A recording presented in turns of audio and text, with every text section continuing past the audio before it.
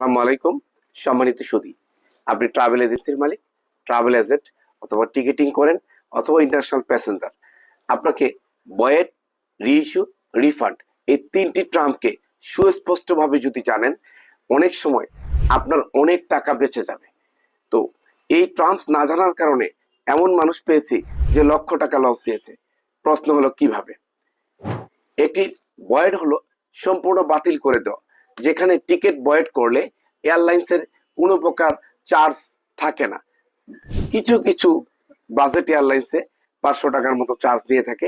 Maximum airlines ভয়েডের ক্ষেত্রে কোনো প্রকার চার্জ নেয় না।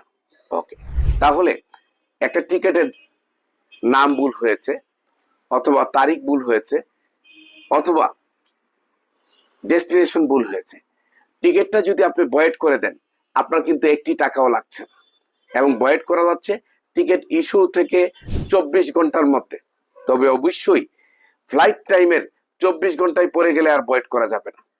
টিকিট যখনই ইস্যু করেন, টিকিট ইস্যু থেকে 24 ঘন্টা এবং ফ্লাইট টাইম থেকে মিনিমাম 24 ঘন্টা আগে হইতে হবে, তাহলে ভয়েড করা যাচ্ছে।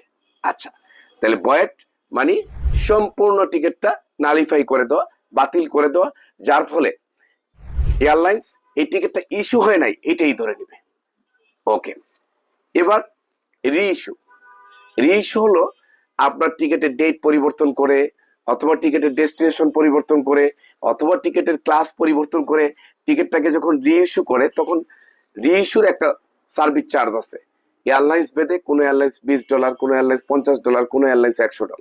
ওকে, তাহলে এই চার্জের সাথে আপনি যেই ক্লাসের টিকিটটা কেটেছেন সেটা সেই ক্লাসে পাওয়া যাচ্ছে না, তাহলে ক্লাস চেঞ্জেস ফি যোগ হবে, প্লাস যেই ট্রাভেল এজেন্সি থেকে টিকিটটা নিয়েছেন সেই ট্রাভেল এজেন্সির সার্ভিস চার্জ যোগ হবে।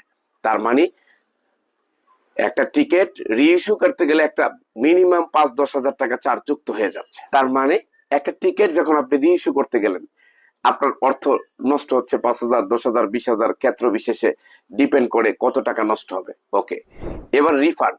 এই রিফান্ডেরও অর্থ হলো ফেরত দেওয়া। এখন ফেরত টিকিটের দুটো ক্যাটাগরি থাকে, একটা রিফান্ডেবল, একটা নন রিফান্ডেবল। রিফান্ডেবল অর্থ হলো ফেরতযোগ্য, নন রিফান্ডেবল অর্থ হলো অফেরতযোগ্য। এখন ফেরতযোগ্য হলে আপনি রিফান্ড দিতে পারবেন, সেইখানেও আপনার একটা চার্জ যুক্ত হবে। সেটা এয়ারলাইন্স ভেদে এয়ারলাইন্সের ফেয়ার পলিসিতে সেটা লেখা থাকে, $40, $50, $100, যাই হোক, কম বেশি হতে পারে, সেই চার্জটা যোগ হবে। আবার টাকাটা পাইতে এটার পেমেন্ট ডেট থাকে দুইটা, একটা ধরেন মাসের 15 তারিখ, আর একটা 30 তারিখ। অর্থাৎ যখনই করেন আয়টা পেমেন্টের পরে আপনি টাকাটা